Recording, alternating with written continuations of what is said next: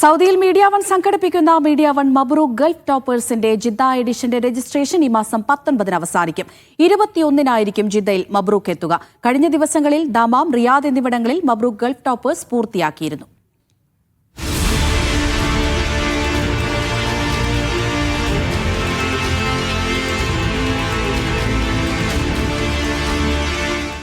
+2 പരീക്ഷകളിൽ 90% മാർക്ക് വാങ്ങിയ വിദ്യാർത്ഥികളെയാണ് രക്ഷിതാക്കളുടെയും പ്രമുഖരുടെയും സാന്നിധ്യത്തിൽ ആദരിക്കുക.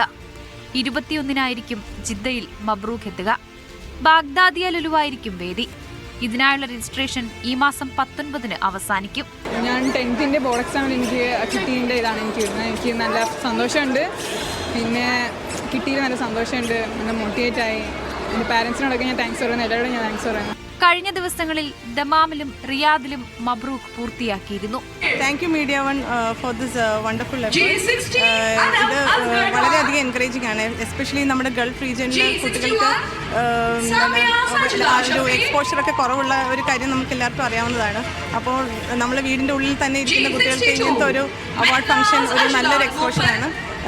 ഞങ്ങൾ പാരൻസിൻ്റെ വളരെയധികം ഞങ്ങൾ താങ്ക്ഫുൾ ആണ് മീഡിയ വണ്ണും അതിൻ്റെ ബാക്കിലുള്ള ഹോൾ ടീമിനും. സൗദി മന്ത്രാലയ ഉദ്യോഗസ്ഥരും അക്കാദമിക് രംഗത്തെ പ്രമുഖരുമാണ് വിദ്യാർത്ഥികളെ ആദരിക്കുന്നത്. Media one Jeddah.